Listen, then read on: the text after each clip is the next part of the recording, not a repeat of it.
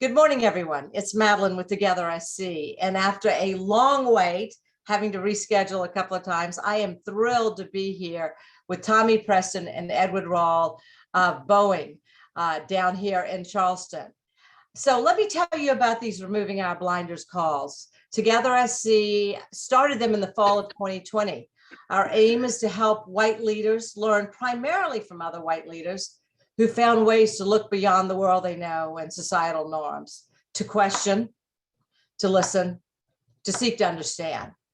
And in doing so, to change ourselves and to begin to work on the racial inequities that still permeate much of our world. As I said, today we're talking with Tommy Preston and Edward Rawl.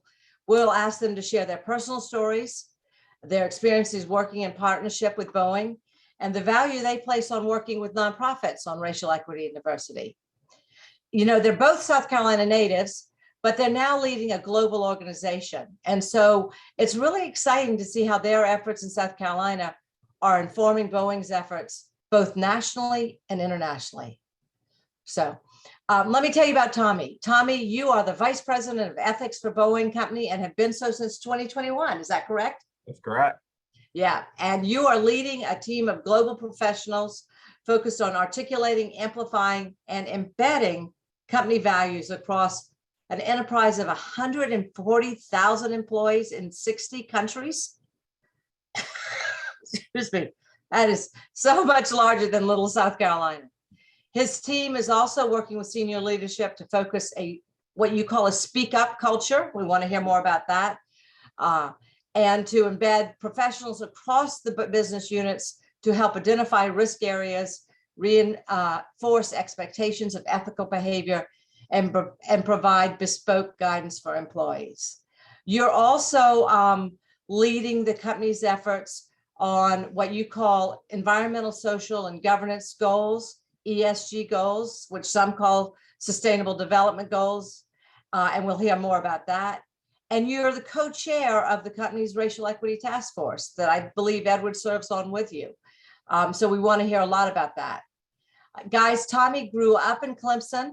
He went to USC both for his undergrad and his grad. He was a Bill and Melinda Gates Scholar. He was president of the student body. You were the recipient of the Algernon Sidney Sullivan Award. My father was too, Tommy. And you're still active with USC. You were on the Alumni Association. You were the youngest and first person of color in the university's history to serve on the president's Alumni Association, or serve as president of the Alumni Association. Did I get that right? That's right. Thank you. Tommy and his wife, Felicia, and their 3 kids make their home in Mount Pleasant. So we're thrilled with that. Edward, you're the Senior Director of Ethics, Law, and Global Compliance, and have been responsible for monitoring systemic and localized compliance risk and leveraging intelligence to develop solutions in partnership with business leaders across the enterprise. In addition, your team audits the effectiveness of risk mitigation and efforts to ensure solutions are working and enduring. You were previously Senior Counsel with the Law Department. And prior to joining Boeing in 2016, you worked with a national law firm in Columbia. You too are on the Equity Task Force. Again, we want to hear about that. You grew up in Florence and also went to USC and received the law school's highest honor for the Complete Lawyer Award. I think that's how you pronounce it. You too live in Charleston with your daughter, son, and wife, Ashley. So you two have worked together for more than a decade, dating back to that when you were in private practice. You shared your thoughts on race equity issues in a session with the Sophia Institute about a year ago. And Debbie and I were so impressed with what you had to say that we thought leaders across the state would be interested in hearing from you. So with that, let's get started. Let's start with who your people, as we like to say. You know, as we know, leaders are influenced by the values we learn as children, from our families, from our communities. You two have so much in common. You're both terrific lawyers, both from small town South Carolina. And yet I'm betting there were differences in the worlds you grew up. Will you each briefly share your story? And Tommy, should we start with you? Yeah, sure. Well, let me first start, Madeline. Just thank you for the invitation to be part of this group. I think we've been looking forward to this for some time, and between our CEO calling meetings unexpectedly to COVID and everything in between, like we're finally together. So glad to be here. I would say, in addition to that, any chance I get to sort of tag team with Edward is always a lot of fun. And as you mentioned, he and I have been connected for a while now, not only working here at Boeing together, but work that we've done in the community across South Carolina and even nationally, particularly in the diversity, equity, and inclusion space. I would say, first of all, having spent my entire life in South Carolina, I can't think of a place that I would rather be. And this is the best state in the world without question, the best state in the country. In addition to that, I would say, having the opportunity to work for a global company, travel all over the world for the Boeing company, but still have the opportunity to come back to paradise in South Carolina is a dream come true for a kid who grew up in Pickens County, South Carolina. I would tell you, as Madeline said, I grew up in Clemson. People find it hard to believe that Clemson's actually a town. Everyone associates it with the university, but there is a community there, and an interesting community at that, because several months out of the year, it's filled with a bunch of college students, and then when the students are gone, it really is a small community. I'm probably a fourth generation Clemson resident. My grandfather and grandmother still live on the land that my grandfather and his father were born on, and generations before. As you can imagine, though, in South Carolina, my family had a very different experience than some. I still remember growing up sitting on my grandfather's porch and him pointing down the street to the university and saying to me, when I was growing up, the only way that I would be able to step foot on that campus is if I was mowing the lawn or cleaning the floors in those buildings. But you have a different opportunity. So growing up, realizing that my grandparents and their ancestors grew up in a very segregated community. My dad integrated schools in Pickens County. That's not that long ago. To realizing that my life was completely different. Education was so important to my family because they lived in a completely different environment. And so I think I grew up very similar to most African Americans in South Carolina. Recognition that my generation was a little bit different, but also recognizing that literally a generation before, our lives were completely different. So I think that sort of life experience has guided me throughout my entire life, and quite honestly has made me really passionate about making sure that next generation realizes the opportunities that they have now that I didn't even have growing up. So look forward to talking a little bit more about that. Were any of your family involved in the civil rights movement in South Carolina? Yeah, loosely. I hear the stories of my grandfather, going into places in Clemson where blacks weren't allowed, and I think all of those folks in that generation played small roles and roles that never showed up in the news or were talked about, but everyone had a responsibility to do their part in trying to. And they were risky roles, even if they were small. Yeah, in their own community, they were big steps. That's right. That's right. So yeah. I interrupted you. No, go ahead. No, I think so obviously your grandparents and hearing their stories and where they came from, that was an influence on you. What else sort of made you think I can move beyond the world I'm in? I think the community that I grew in it as well. I mean, growing up with a major university, and I'm a little biased because I'm a Gamecock, but there's no doubt that Clemson is a great institution, and that was my backyard. Seeing opportunity seeing people from all over the world come to that institution and go on to amazing careers and to make a difference in society. And that was an everyday experience for me, seeing that, witnessing that. My teachers in high school were Clemson professors as well. And I mean, we did research on the campus. We, interacted with college students all the time. My classmates, my family didn't work at Clemson University, but most of my classmates, their families did. So for me, education, progressing what I was hearing it at home with my family. And I was a first generation college student. But every one of my friends, everyone around me, my entire existence was centered around, growth, prosperity, achieving the American dream. So I think certainly that was a big influence for me. I won't ask you why you went to USC over Clemson. That's a good story, but we won't go there. But we'll go there. Clearly you had people saying you're going to college. Absolutely. Were you in the public school system? Yeah, I was. Good for that public school system. So, well, Edward, what was growing up in Florence like? Were you in the public school system? Yeah, I was. Thanks, Madeline, for having us here. Like Tommy, I was in the public school system throughout my early years, from elementary, middle, high school, and then at USC, going to college and law school, all public schools. And I think that played a large part in who I am today. I'm proud of it. I'm a proud South Carolinian. I want to be here forever. I want this state to be great. And I think those public schools play a huge part in us, being great and getting even better. One of the things that I think was impressionable for me was the schools that I attended were racially diverse. They were split pretty much down the middle in Florence, and played competitive sports growing up and even into the early years of college. And those teams provided another layer of diversity and another layer of relationship building, where you get to know people for who they are, with everything else, by the wayside.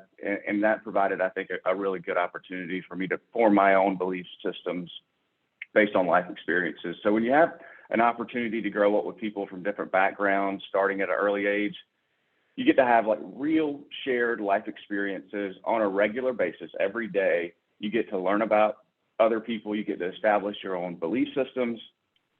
You get to learn and make decisions based on that, instead of talking heads on TV or Twitter or the internet, or toxic politicians. We get to make those decisions for ourselves. And when we learn how to do things like reading and learning algebra, or even hitting a baseball by someone sitting right beside you and going through those same challenges and overcoming those same things, you figure out pretty quickly at our core, most of us believe in and want the same things in life. And because most of us want the same things in life and we're willing to put in the effort, it's important that we all remember that we all should be given the same opportunities to do so.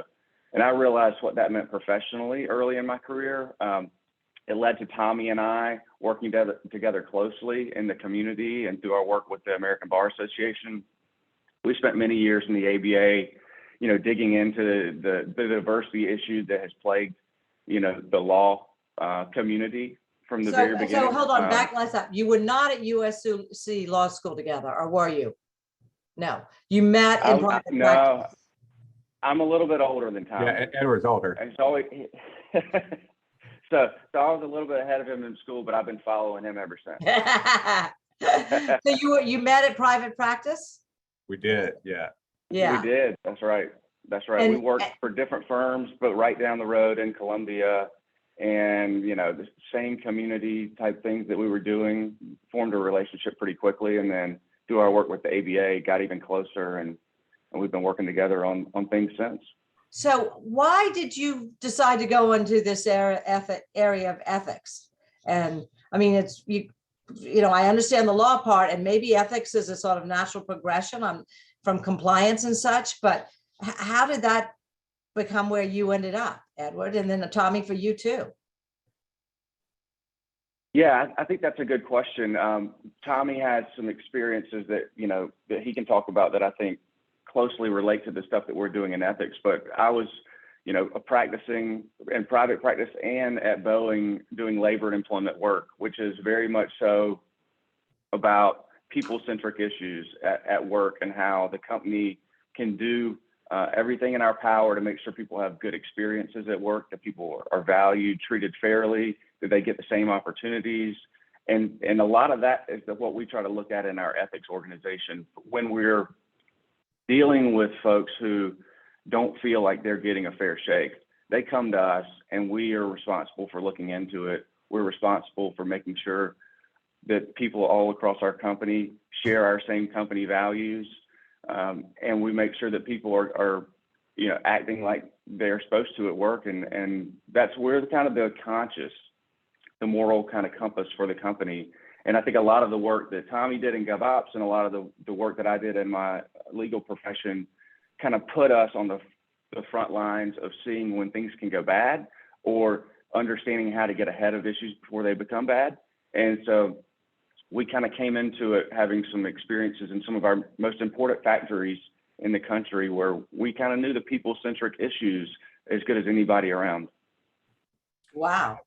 Yeah. Tommy, is that your situation? Absolutely. Now, I will tell you, if you had told me a year ago that I would be leading ethics for the Boeing company, like I would, just never would have imagined it. And I think what Edward and I have learned at the Boeing company is, if you put your head down, you do good work, you do what you're supposed to do, there's always someone watching in this company and they're responsible for helping you go to the next level. So that certainly has been sort of that professional experience here. When I came into Boeing about 7 years ago from Nexon Pruitt is where I was practicing law, and our firm had the great fortune of being the firm to help bring Boeing to the state of South Carolina in those very early days. And I was fortunate enough to be coming into the legal profession literally at that time and having a chance to be on that Boeing team in those early days. And in some ways, I think part of my role here at Boeing, as an attorney, outside counsel for Boeing, and certainly as I came into the company in our government operations division, was really centered around helping to make sure that the company was set up for success, for sure, but also to Edward's point too, helping to shape what our culture would be like, ensuring that we were involved in the community, that we were connected to the state of South Carolina, that our workforce was reflective of the communities around us. So in some ways, the role that Edward and I are in now, sort of doing that for the company, I had the responsibility of helping shape that culture for Boeing, South Carolina, and still to this day, being able to be on the front ends of that cultural journey for Boeing, South Carolina, certainly is one of those career defining moments. Literally when I started this, they were building this factory, and now we're hiring, thousands of people. We have suppliers all across South Carolina. Fundamentally changed the aerospace industry in South Carolina, but around the United States too, because people didn't build commercial airplanes outside of Seattle until South Carolina. So certainly I think everything that I've had the honor of being part of over the last 7 years at Boeing has prepared me for this moment. And this moment really is, to Edward's point, is really shaping the future of the company, ensuring that people, know they have a place to go to if they have concerns, making sure that people come to work every day and recognize what our values are, what our expectations are, ensuring that employees feel comfortable speaking up. You used that phrase earlier, Madeline. We want our employees to feel comfortable raising concerns, sharing ideas, helping the company be better. And in our organization, the ethics organization is the vehicle to do that. So again, to be able to do that for the entire company, teammates all over the world, but certainly being able to do that from Charleston is been a really neat experience so far. So from where you sit now in 2020, too, talking about it, you make it sound like it was a walk in the woods. I mean, a walk easy, but I know that there must have been hiccups. I think you told me in an earlier conversation that the diversity of the workforce here is very different from the workforce at other facilities. Can you share with us some of the challenges? Because I think for many of us, this process of working on racial equity, it's almost it's layered. First, there's our own understanding of who we are and how we feel about it, and are we equipped to work on it, and what does it mean from our background and who we are to do that work. And then there's the culture of the company, and how is that, and how is the company ready to do it, and how do you get the company to change, or the nonprofit to change and see things differently? So can you share anything about sort of, that walk of your personal growth, and Edward, yours too, and the company's growth on this issue? I mean, did the company say we need to do this, and then you guys sort of said, okay, I can do this, and got yourself ready to do it? Or were you thinking this is important, we got to make it, and you were pushing the company to do it a little bit more? And were there any incidents that sort of really triggered this? Madeline, I think that's a really great question. 5 questions in one. I know. I think that's a really great question. I mean, and as you were sharing it, it's making me go back to those early days and think about all the challenges that we had. I mean, just to sort of frame this for you, think about 2008, 2009. Boeing makes the bold decision to start a second factory, here in South Carolina. First of all, people thought the company was insane for picking a small southern state that had never had an aerospace industry before. And being from South Carolina, we know that people have a perception of us and our intellect and work ethic, et cetera.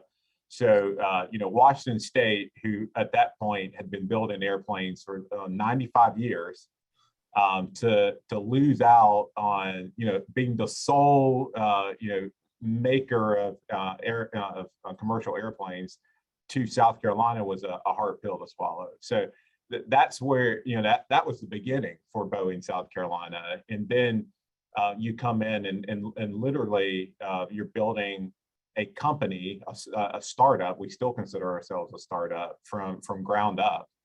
And all the cultural dynamics that you're dealing with. I mean, first of all, you're trying to build a workforce.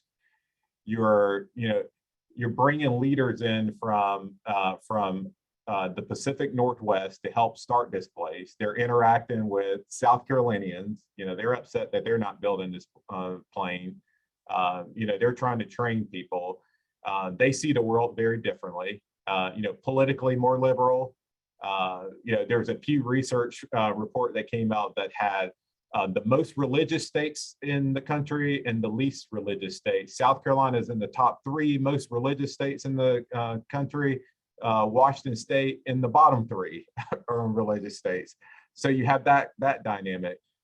Racially, South Carolina is significantly, particularly from an African-American standpoint, more racially diverse. So again, the company saying we want our factory here in South Carolina to reflect the community. That meant we were going to have to hire people who looked like me, and that was very different than what they were used to in Seattle. So I would say that was the struggle early on, is how do you build a quintessential South Carolina company with leaders who aren't used to that, and leaders who are expected to build this company up but aren't from here, don't understand the culture, don't understand the people. So that's where people like Edward and I, came in on those early days and were responsible for sort of being the South Carolina whispers to all of Let me tell you how that works down yeah, here. Yeah. You probably don't want to say that. You probably don't want to do that. I mean, I literally remember in those early days,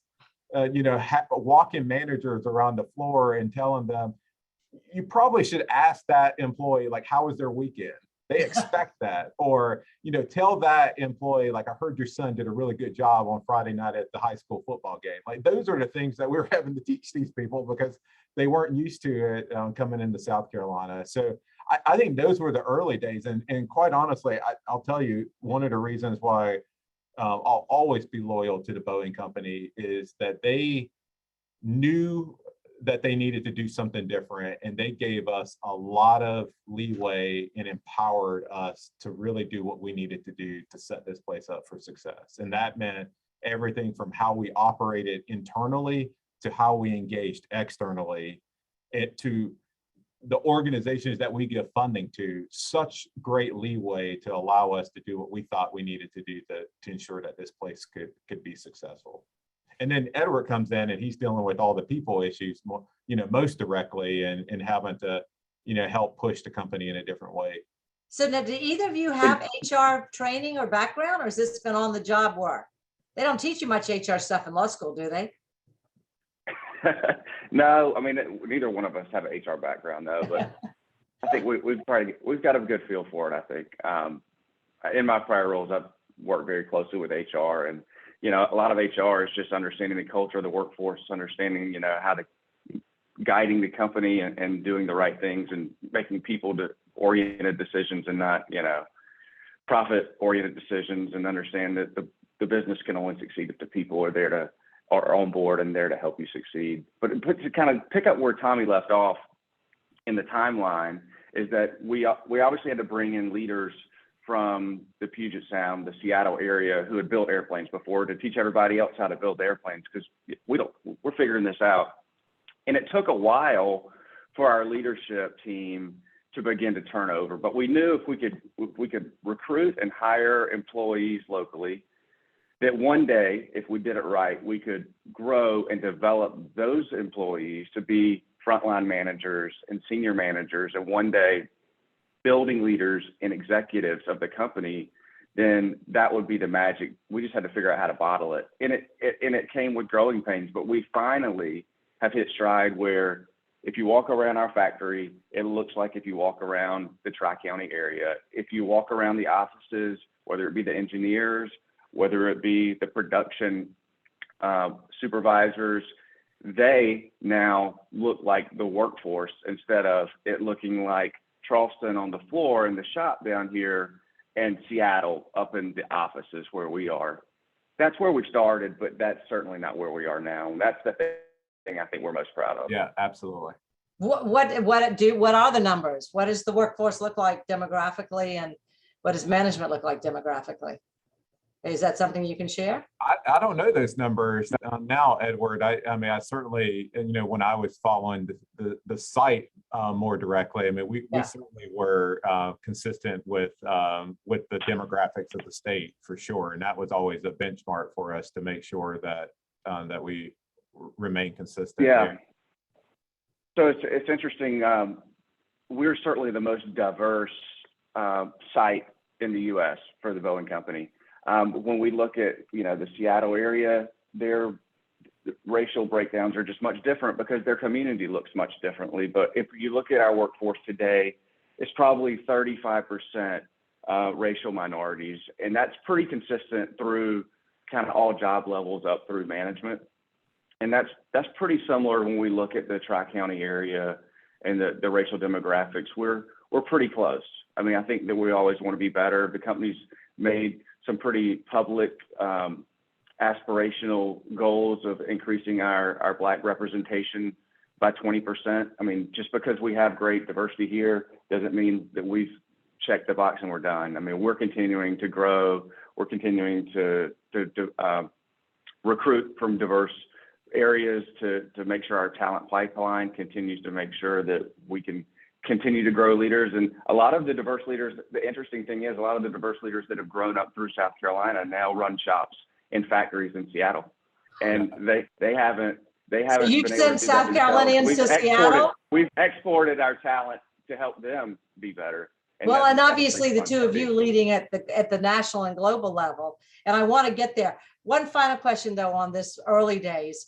Is there any particular incident where you said, wow, this really helped remove the blinders for our leadership or our workforce, or any sort of incident that was just a watershed moment and making change happen? Yeah, I would say for me is actually, uh, back in 2015, here in Charleston, of course, we had the Walter Scott shooting. And then, soon thereafter, we had Mother Emanuel.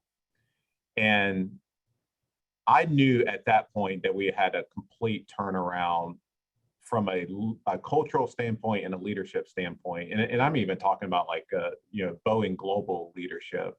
When both of those happened, Walter Scott immediately, Boeing was one of the first companies to even make a statement denouncing what happened. And then after Mother Emanuel, and this is something that we never share publicly, but we had leaders, our CEO and other leaders at the time immediately reach out and say, after Mother Emanuel, what can we do for the community and for the families? And we actually had Boeing leaders attend every funeral of all of the victims.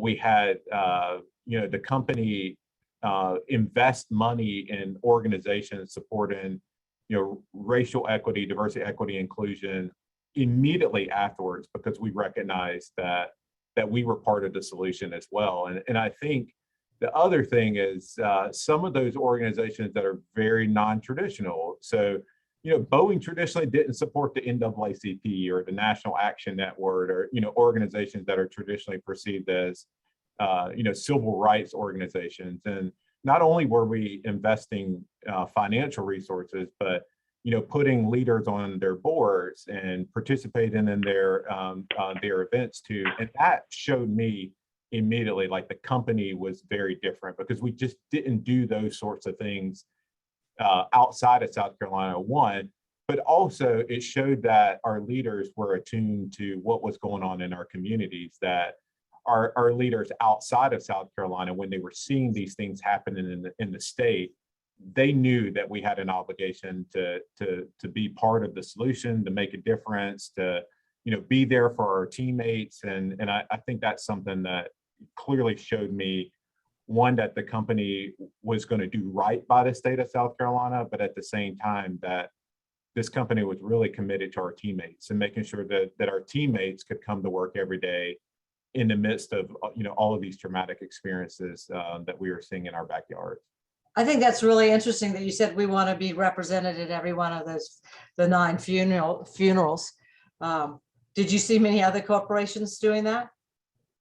No, and I think, there were other companies who did do things over the years, but right. I think I'll tell you this too, because the Boeing company has done some of the things that we've done, it's strongly encouraged others to do the same. So I think without question, we have been a motivator to get other companies to step up in ways they probably wouldn't have in the past.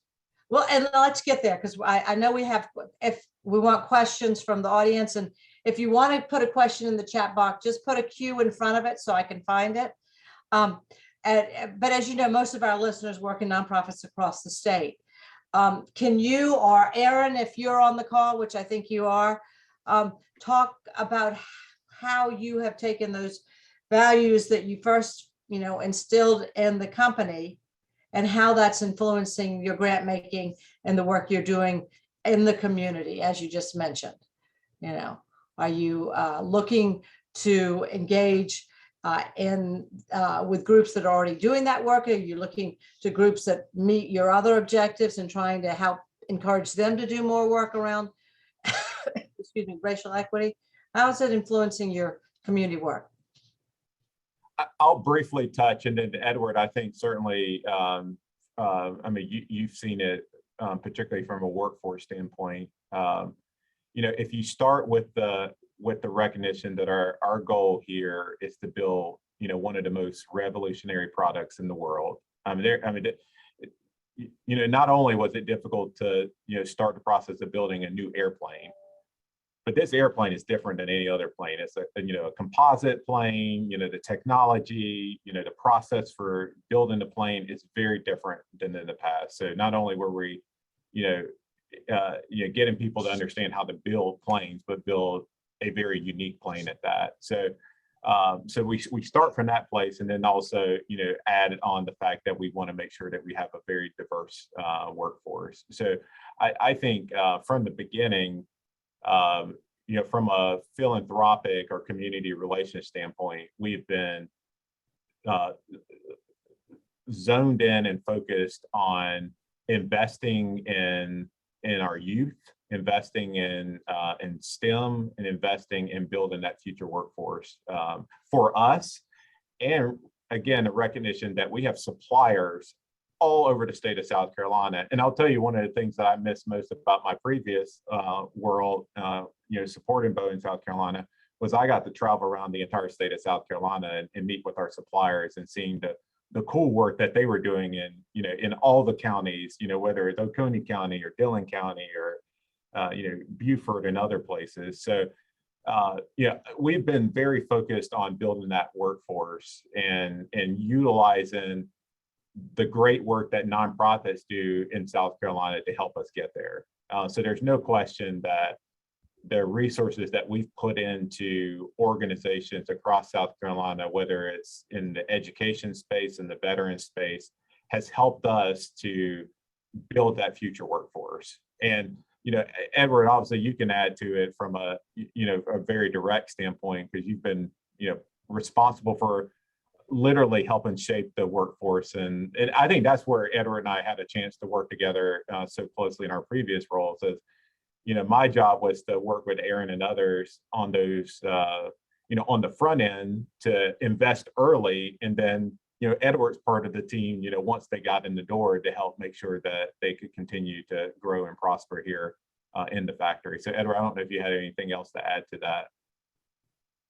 You covered it pretty well, and I don't know if Erin's on and wants to chat, but my observations are spot on. I think focusing on the STEM learning opportunities, knowing that we are here and the schools, public schools, need our help to come in and work with nonprofits to help, advance our students so that they can work at Boeing one day, or they can work at Volvo or Mercedes or any of the other companies that come in. I think as South Carolinians, we never want to hear of a situation where a company like that wants to come to us, but we don't have the workforce to support the technical jobs.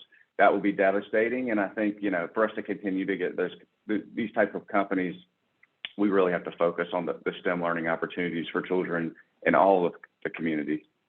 And then, I think once we've got employees in the door, Tommy, we've been really intentional about specific leadership training and growth opportunities where we're, being very intentional about looking at the workforce, and you have to be really intentional about providing stretch opportunities and growing folks, and maybe putting in situations where they're almost there, but not making excuses about whether they're not there yet, and helping grow them and bring them along and provide those opportunities. I think when I don't see it work, it's when you aren't intentional about it, and it's just an afterthought. Well, and let me add to this, Madeline. Erin, when she and I are chatting, and she and I have had the opportunity to work so closely together over the years, we always talk about, the work that we're doing, we're playing the long game, right? We're doing great work to help organizations now, but it is all about the future. Like, we want Boeing, South Carolina to be here forever. And the way we do that is if we have partners across South Carolina who are helping us get there. So we're definitely playing the long game there. In addition to that, I would say, and I see Erin just came on video, so we got to get her involved in the conversation too. The other thing is, at the end of the day, like, we build airplanes. Like, that's our job. Our bread and butter is we build these products. We're not experts in the DE&I space. Like, some of us, play D&I professionals on TV, but you all are the experts in helping us, get to where we need to be. So that's why we invest so much in the community. Is you all are doing this work every day. You're the subject matter experts. You know what's going on in the community. So if we can support those efforts, you're helping us to build our workforce, to make sure that our employees can go home to safe communities while allowing us to do what we know how to do best. So I think it's part of that, that true partnership that I see here in South Carolina that's so important. All right, so Erin, you're off of mute. So we got Erin's the person, we get to, we can share our thoughts, but Erin's the one that's doing this every day. Guys, meet Erin Fisher. Erin, I don't see you, but hopefully when you speak, I'm here. Maybe if I talk, can you see me now? Yeah, there you are. Hello. Great to have you. Good morning. So, yeah, I just want to thank you for the opportunity.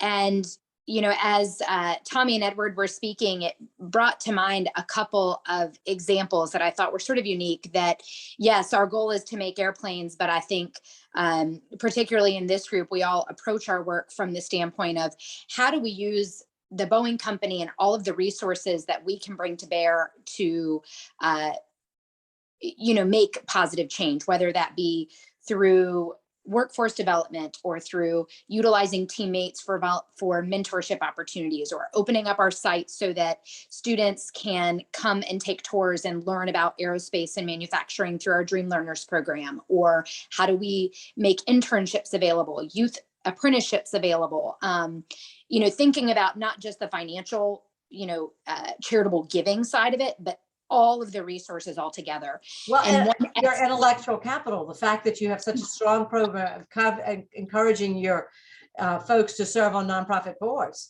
Right. Yes. Absolutely. That when they walk into that boardroom, they are representing Boeing, and they are bringing those core values into that boardroom and helping spread those values in the community.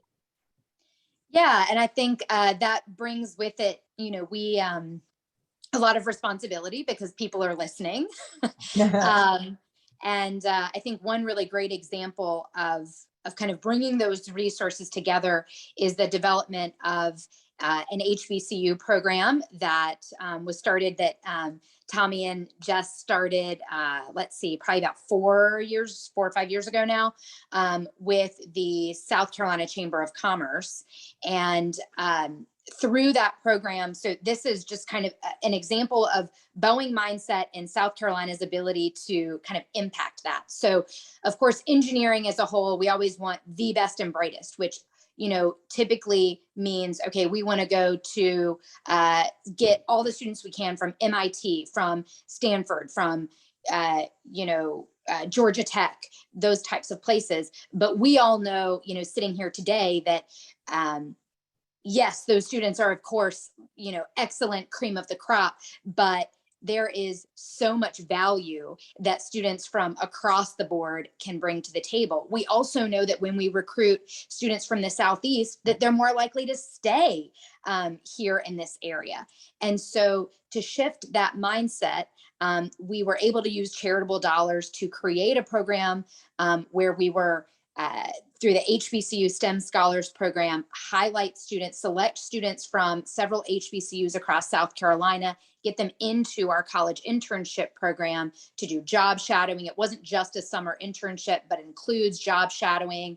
And so through that program, we've been able to hire a number of students, whereas typically our college internship program would really have focused on some of those bigger schools. So we've had the opportunity to have touch points there with HBCUs and build trust with those institutions across the state, and really feel like we're like students know us on campus and that we're comfortable being there and they're happy to have us.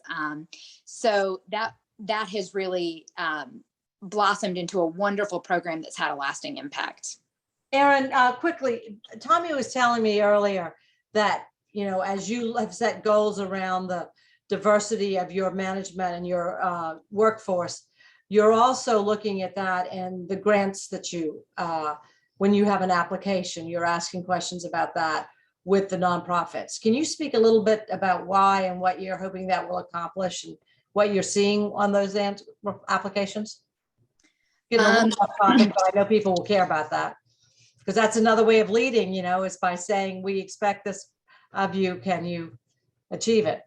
Yeah, I mean, I would say for us, to be honest, I don't know that it really changed what we were doing. I don't think it changed our funding behavior in a lot of ways. It's just a matter of documenting it in a new way. In South Carolina, it has always been a focus for us. So For example, if a program comes to us with a great STEM program, it may sound absolutely wonderful, but the question for years has always been, well, what schools are you serving? If you're not serving Title I schools, there's not really alignment for us because we're looking at making sure that those opportunities are accessible across the board. Are you asking questions about diversity and makeup of staff and board for nonprofits? Yes, our grant applications do ask for that demographic information, which is relatively new for us. So we now have the opportunity to document that. So that's something that you're able to track and see if there's progression on that, which is something we all want to do and see. So I don't know. Anything else you'd like to sort of share with folks on the call from around the state? Tommy was saying earlier that yes, in fact, it is a 46 county grant making strategy. But anything else you would say to encourage folks? We always want to keep our ear to the ground, always interested in learning about new partnerships. And, as both Tommy and Edward stated, we really are looking for partnerships. There's an opportunity to learn mutually from each other, find ways to engage, for us to plug in and utilize more than one resource. And we have, grants have a heavy level of due diligence, but that's certainly not our only mechanism to have funding or to start a relationship. And, we are looking for programs that are demonstrating success, that are scalable, replicable, collaborative. So a quick question that maybe you can answer better than Tommy or Edward, from Lydia Guest. She asked about the training programs in the school to enhance the workforce. I think you've spoken to that pretty well, but she did say STEM at what age?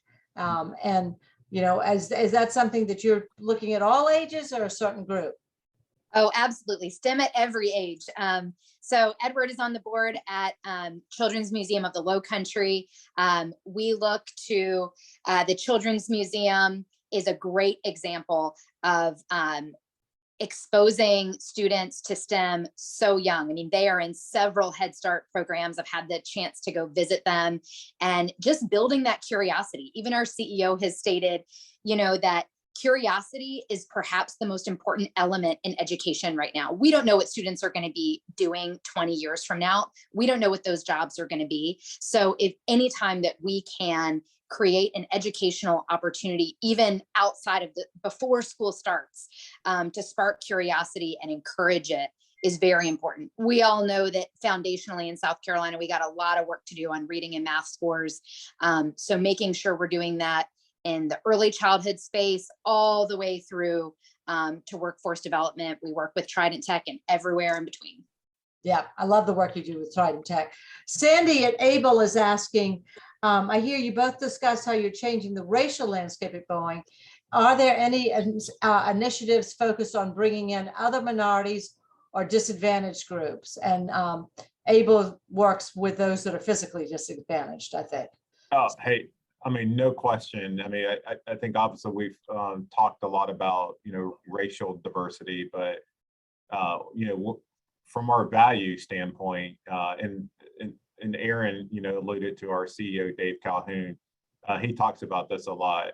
If you get the most diverse in the broadest sense, people in the room, you're going to come up with the best solutions. You're going to come up with the best ideas for, the future products that we build. So, we are equally committed to having diversity from a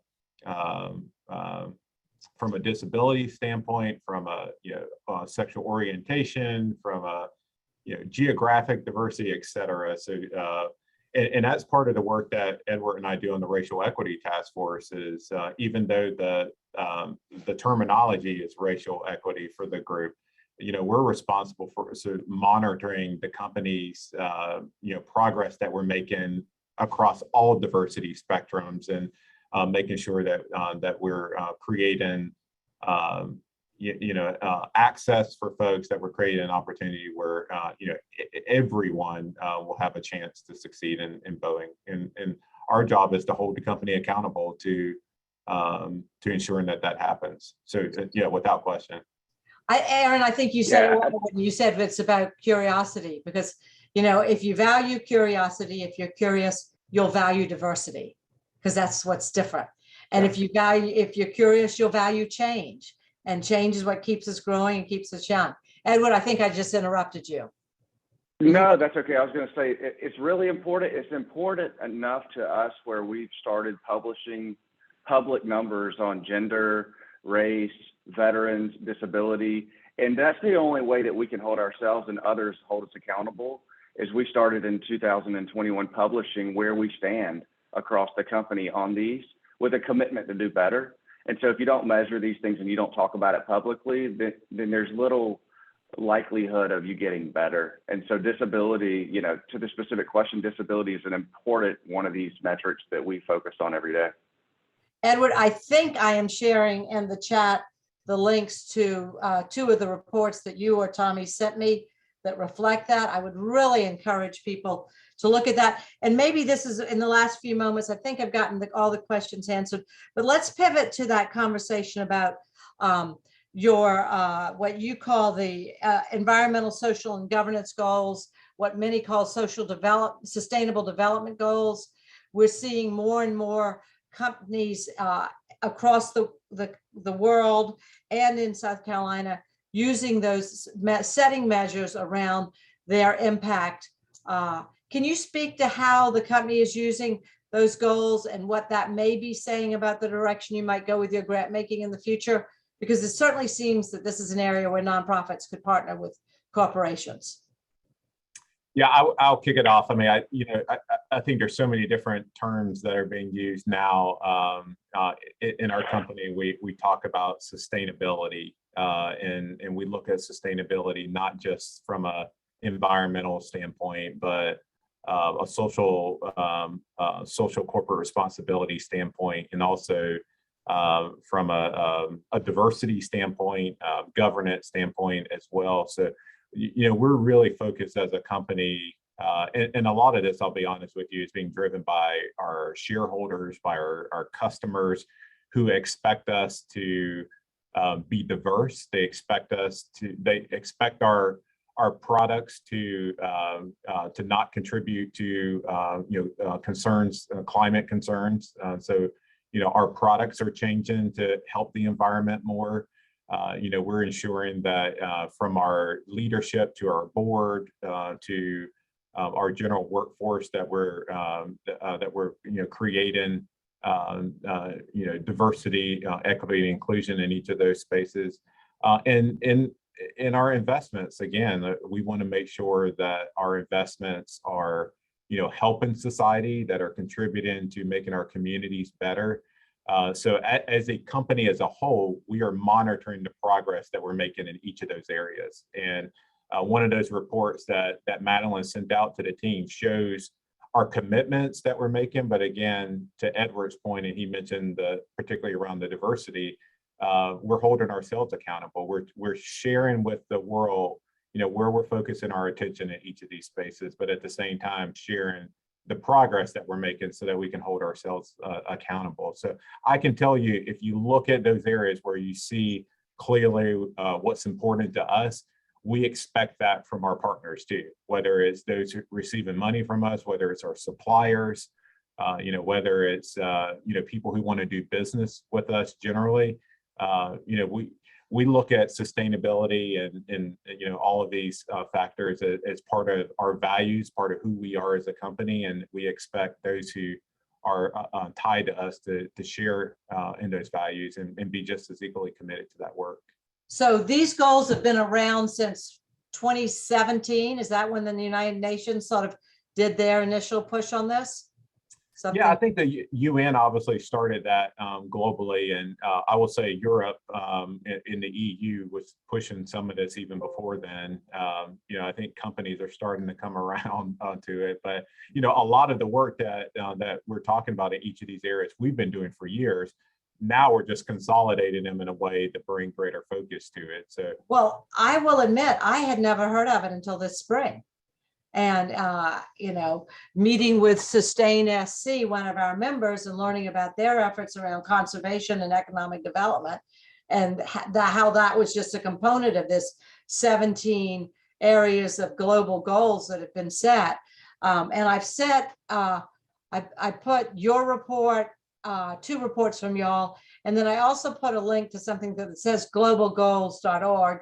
I think that's the program that started with the UN. And then I just also dropped, because of this curiosity of wanting to learn more about it and realizing that if we as nonprofits are going to work with our corporate partners, it's important to see the goals they're setting and how we can align. And besides, they're such bodaciously exciting goals.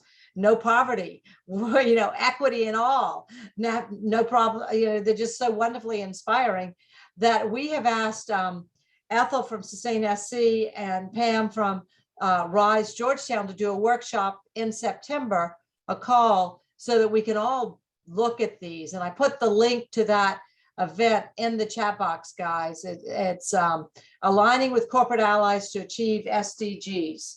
So please join us for that call in September to learn more about how our corporate allies are using these goals to drive their work, both their charitable giving work and their work on the factory floor. And because I think this is really a way that we want to align, because we know that you're going to be using it to say, this is how we're going to invest.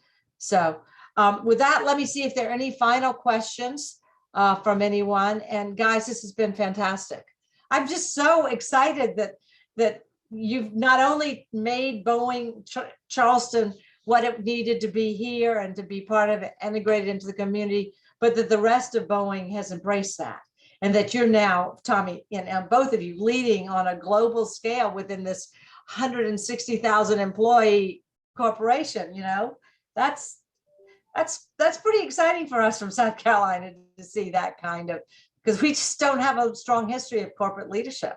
So kudos to both of you on the work you've done at home, the work you're doing across the country. It's just exciting. And Madeline, I'll just Thank say you for this having in us. closing too. We're not perfect by any means, and we work every day to try to do better. And quite honestly, our nonprofit partners around the state and around the world, for that matter, help us to be better, and they hold us accountable and making sure that we're focusing on the right issues. So, I think there's a great story to tell here of what we've done in South Carolina, but we don't always get it right. But we are, always continuously trying to improve and do better and work with so many different partners around the world to help us get there. Well, I as I said, I'm very impressed. Let's say thank you to everyone for joining us.